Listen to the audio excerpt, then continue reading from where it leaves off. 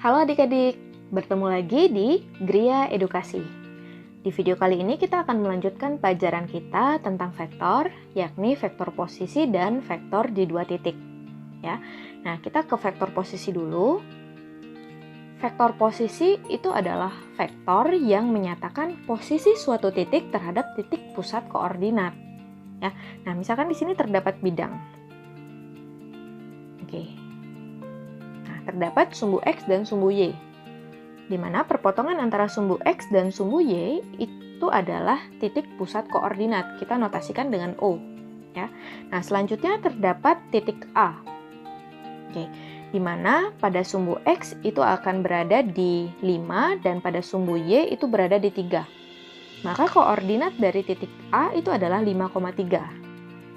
Nah, sekarang kita hubungkan dari titik O ke titik A, sehingga akan membentuk vektor, yaitu vektor OA.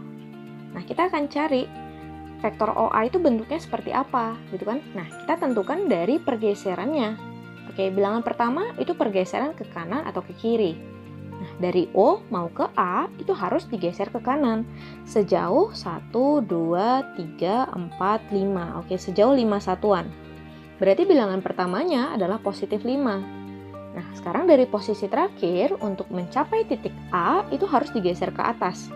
Sejauh 1, 2, 3. Maka bilangan keduanya adalah positif 3. Nah, dari sini dapat kita tulis bahwa vektor OA itu akan sama dengan 53. Ya, yang ditulis dalam bentuk vektor kolom. Nah, vektor OA ini bisa juga kita tulis dengan vektor A kecil, ya, di mana vektor ini merupakan vektor posisi dari titik A. Oke, nah sekarang terdapat titik lain lagi. Oke, ini titik B. Pada sumbu X dia berada di 2 dan pada sumbu Y itu berada di negatif 4. Maka koordinat titik B itu adalah 2, negatif 4. Ya. Nah, sekarang kita hubungkan dari titik O ke titik B, sehingga akan membentuk vektor OB. Nah, kita akan cari vektor OB itu bentuknya seperti apa, gitu kan? Nah, kita lihat dari pergeseran O menuju B. Nah, dari O itu harus digeser ke kanan sejauh 2 satuan, 1, 2, ya. Maka bilangan pertamanya adalah positif 2. Nah, selanjutnya dari posisi terakhir di sini haruslah digeser ke bawah untuk menuju titik B sejauh 1, 2, 3, 4. Nah, karena digeser ke bawah sejauh 4 satuan, maka bilangan kedua akan bernilai negatif 4. Sehingga vektor OB dapat kita tulis seperti ini. Ya, OB sama dengan vektor B kecil sama dengan 2, negatif 4. Nah, ini kita sebut sebagai vektor posisi dari titik B. Ya. Jadi kalau kita perhatikan ini sebenarnya ketika koordinat titik B 2, negatif 4, berarti vektor posisi dari titik B itu juga sama, 2, negatif 4. Ya, cuman perbedaannya adalah ini berupa titik, sedangkan yang ini sudah berupa vektor, ya, vektor posisi. Oke, sekarang kita lanjut ke titik berikutnya, terdapat titik C, ya, di mana pada sumbu X dia berada di negatif 3 dan di sumbu Y itu berada di 5. Kemudian kita hubungkan lagi dari O ke C, maka kita lihat pergeseran yang dilakukan dari titik O menuju titik C, yaitu digeser ke kiri sejauh 1, 2, 3. Karena digeser ke kiri sejauh 3 satuan, maka bilangan pertama itu bernilai negatif 3. Dari posisi terakhir di sini itu harus digeser ke atas sejauh 1, 2, 3, 4, 5. Karena digeser ke atas sejauh 5 satuan, maka bilangan kedua akan bernilai positif 5. Sehingga dapat kita tulis bahwa vektor OC itu akan sama dengan negatif 35. Ya. Nah, jadi kesimpulannya dari 3 titik ini dapat kita katakan bahwa jika koordinat titik P X1, Y1, maka vektor posisi titik P adalah OP atau sama dengan vektor P kecil, yaitu sama dengan X1, Y1, ya, yang ditulis dalam bentuk vektor kolom. Tapi bisa juga kalian tulis nanti dalam bentuk vektor baris maupun vektor basis. Oke. Nah, ini adalah vektor posisi di ruang 2. Selanjutnya kita ke vektor posisi di ruang 3. Oke, di sini terdapat sumbu X, Y, dan Z. Nah, kemudian terdapat titik A.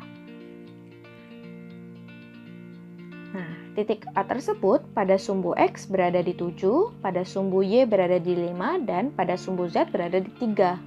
Maka, koordinat titik A adalah 7,5,3. Nah, sekarang kita hubungkan dari titik O ke titik A, sehingga membentuk vektor OA. Ya. Nah, kita lihat pergeseran yang dilakukan dari O menuju titik A. Oke, bilangan pertama itu ditentukan dari pergeseran ke depan atau ke belakang. Maka dari O menuju A itu harus digeser ke depan. Sejauh 7 satuan, maka bilangan pertamanya adalah positif 7. Nah, kemudian dari posisi terakhir itu harus digeser ke kanan sejauh 5 satuan. Berarti bilangan kedua itu bernilai positif 5. Nah, selanjutnya dari posisi terakhir itu harus digeser ke atas sejauh 3 satuan. Maka bilangan ketiga itu bernilai positif 3. Ya. Nah, sehingga dapat kita tulis bahwa vektor OA itu akan sama dengan 7, 5, 3. Ya. Bisa juga ditulis dengan huruf kecil. Ya, kakak misalkan di sana adalah vektor A. Oke, nah ini merupakan vektor posisi dari titik A. Ya, nah dari contoh tersebut dapat kita simpulkan bahwa jika koordinat titik P x1, y1, z1, maka vektor posisi titik P adalah OP atau vektor P. Ya, yang dinyatakan dengan x1, y1, dan z1. Jadi titiknya sendiri itu langsung menjadi vektor posisi dari titik tersebut. Gitu, mudah kan ya? Oke, itu terkait dengan vektor posisi. Nah, kemudian kita lanjut sekarang. Vektor dari dua titik.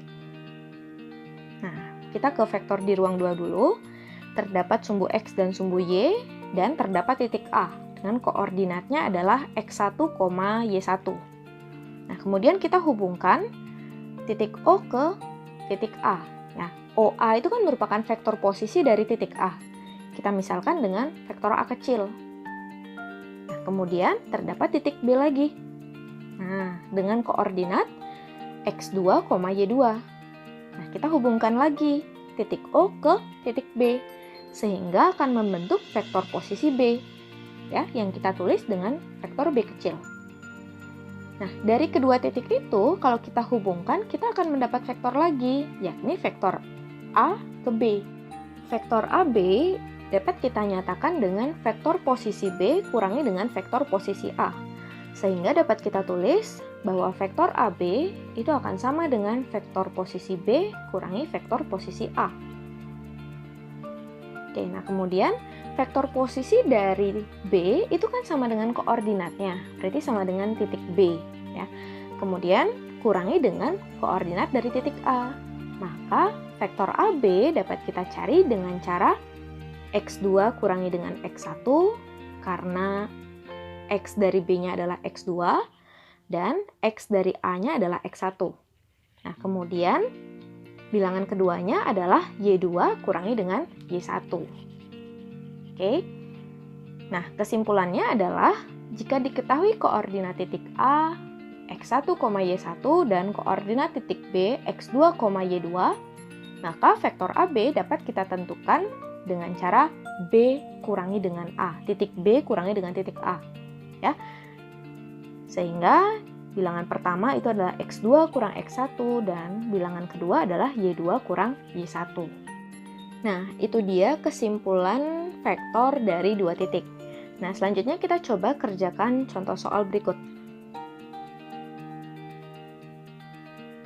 Diketahui koordinat titik A 2,5 dan B negatif 4,2, maka vektor AB adalah berapa?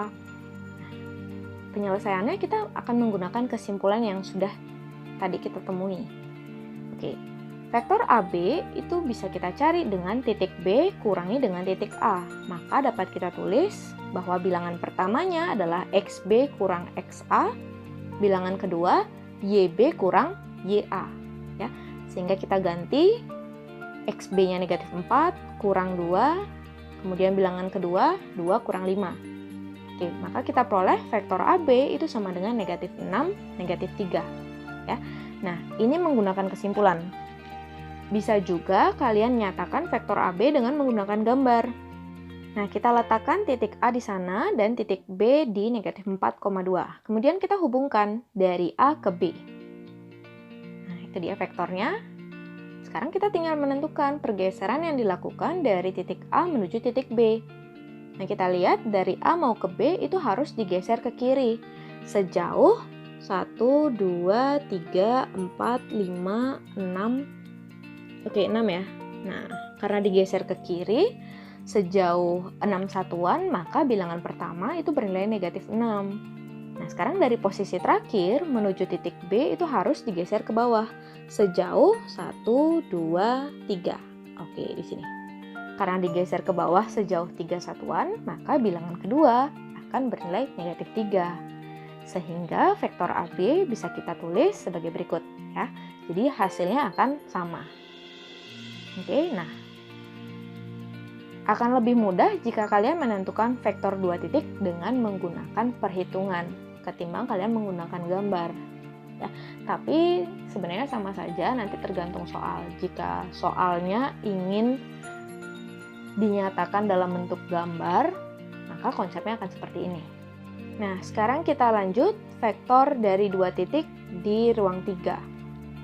Oke, jika diketahui koordinat titik A, x1, y1, z1, dan koordinat titik B, x2, y2, z2, maka vektor AB dapat ditentukan sebagai berikut. Ya. Oke, jadi sama seperti vektor di ruang 2. Cuman secara geometrisnya itu tidak kakak jelaskan. Ya. Jadi langsung kita ambil kesimpulan dari vektor di ruang 2. Oke, jadi sama. Ketika kita mencari vektor AB, itu caranya adalah titik B kurangi dengan titik A.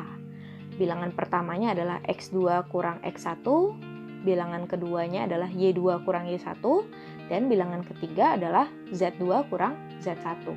Ya. Oke, sebagai contoh, diketahui koordinat titik P 7, negatif 3,4 dan titik Q 0,5, negatif 2. Maka vektor QP dapat kita tulis sebagai berikut. Titik P kurangi dengan titik Q, gitu ya. Berarti sekarang bilangan pertama XP kurang XQ, sehingga kita peroleh XP-nya 7, XQ adalah 0, 7 kurang 0.